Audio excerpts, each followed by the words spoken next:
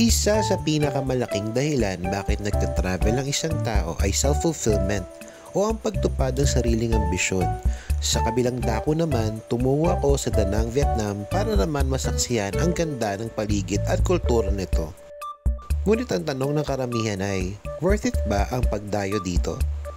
Gaano ba katotoo na mas mura ang mga bilihin dito kumpara sa Pinas? Alamin din natin ang iba't ibang lugar na pwede niyong puntahan nang hindi kayo maliligaw.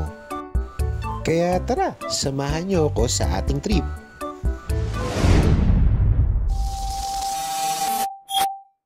JV Vlogs. And we're back guys. Ang first stop natin sa ating Day 4 ay ang My Son Sanctuary. Dito ay masasaksihan natin ang iba't ibang konstruksyon ng mga abandonado at partially ruined Hindu temples na tinayo sa pagitan ng 4th at 14th century ng mga hari ng Champa. May museum din sa loob nito at madami ka din matututunan tungkol sa history at religion nila noong unang panahon.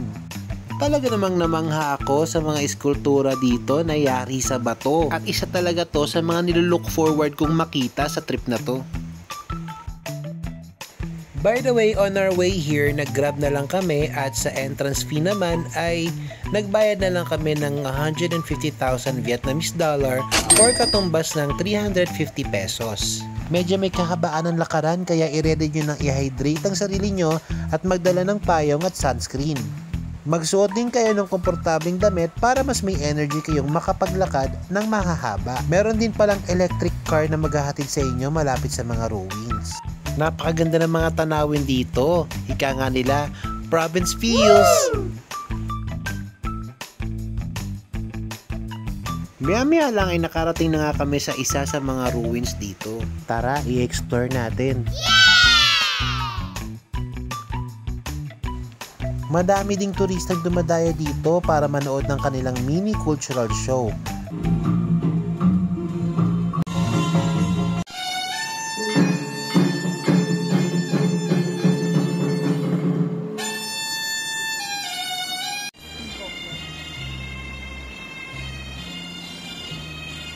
Talaga namang napamangha ako sa kanilang mga performance. Wow! After ng show ay tumungo na nga kami sa mga ruins.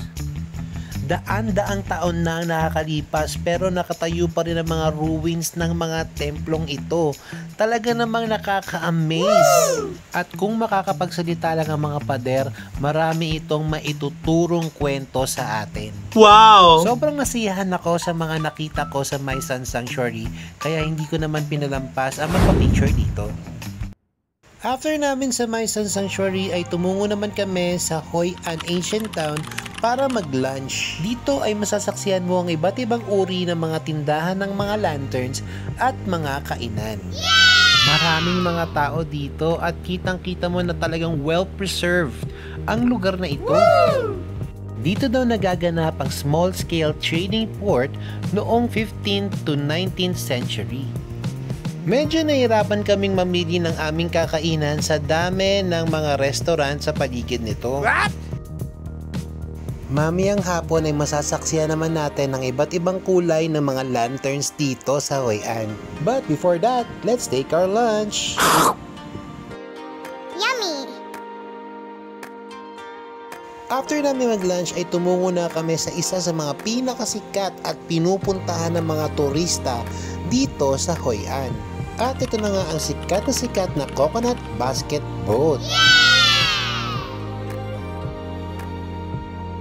Medyo maulan ang mga panahon na to kaya naman buti na lang ay may dala kaming payong para iwas basa. And despite na maulan, napakarami pa ring turista ang tumutungo dito. Karamihan ay mga Korean nationals. And by the way, nabili nga pala namin ang ticket namin dito sa Klook. And that is for only 200 pesos per pax. Nakakaaliw ang mga bangkero dito at napaka-tourist friendly nila. Maya-maya lang ay nasaksihan na nga namin ang mga nagpe-perform na mga bangkero. Oh no!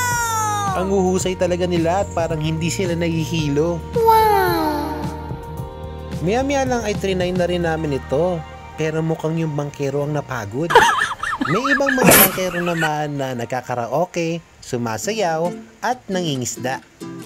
After namin sa Coconut Basket Boat ay bumalik naman ulit kami sa Hoi An Ancient Town para makita ang mga umiilaw na lantern at para matry na rin ang kanilang boat ride at ang floating lantern. Isa ito sa mga pinaka-inaantay ko dahil balita ko napaka-romantic nito. At kung medyo napapagod ka na maglakad, meron ka ring option na mag-cyclo kagaya nito. Iba't ibang klase rin ng mga street food na matatagpuan mo along the way.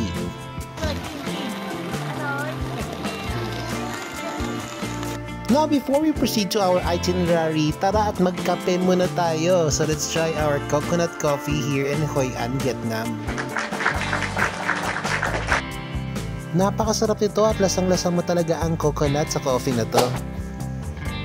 After mag-coffee ay dumiretso na nga kami sa ticket booth para i-redeem ang aming voucher. May kasama na ring iced tea at floating lantern yung nabili namin sa Klook.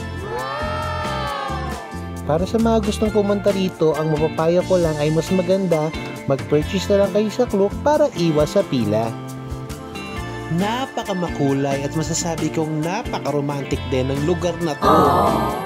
Highly recommended talaga to sa mga magjojowa at sa mga nagliligawan pa lang. Oh yes! Nabili nga pala namin to sa Klook for only 277 pesos per head. Kasama na dyan yung floating lantern at yung complimentary drinks na iced tea.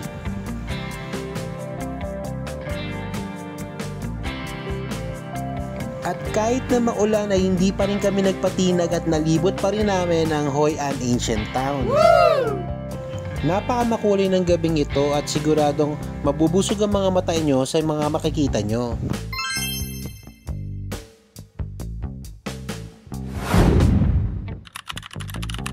The following day ay nagpunta naman kami sa Mikey Beach para mag-swimming. Walang entrance fee dito kaya naman sinamantala na namin at nag-swimming na nga kami. Napaka-smooth ng sand dito at ang dami ring turista. Marami ka ring water sports activity na pwedeng itry. After mag-beach ay dumiretso naman kami sa Lotte Mall para mamili ng iba pang mga pasalubong. Ang dami mong mabibiling delicacy ng Vietnam dito at ang mumura. Yes!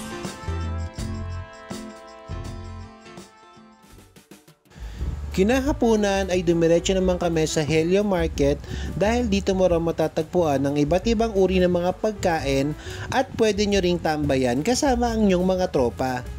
Maganda ang night market na to at masasabi kong medyo may pagka high-end siya kumpara sa mga unang night market na napuntahan natin.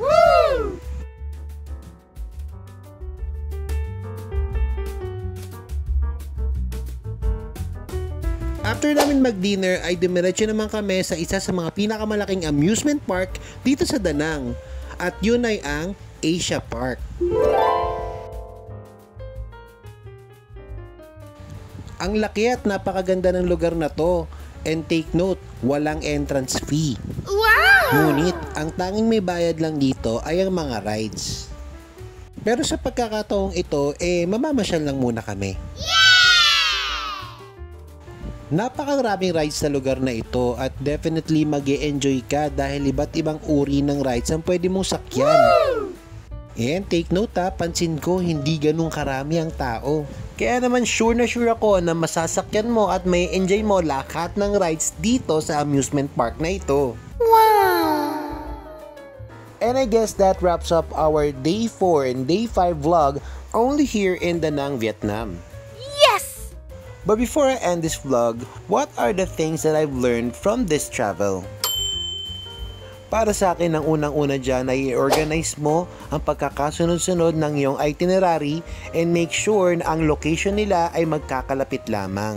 Para na rin makasave ka ng pamasahe at ng oras. Pangalawa ay ang pagre-research ng mga legit na kainan dito sa Vietnam bago ka pumunta. Para na rin ma-forecast nyo agad ang iaalat nyo na budget para sa food. And also, hindi na rin kayo mahihirapan humanap ng makakainan. Pangatlo is to always bring your umbrella and your sunscreen kasi medyo unpredictable ang weather dito sa Da Nang. Pang-apat ay mas mura magpapalit ng pera dito sa Vietnam. Last but not the least, much better if ibubook nyo na lang ang mga vouchers nyo or yung mga attraction sa Klook para less hassle and save time. And now we have come to end our trip. Hope to see you again on my next vlog. Please don't forget to like and subscribe this channel and also comment your suggestion. And also don't forget to share this vlog to those who are planning to visit Da Nang soon. See you next time. Bye!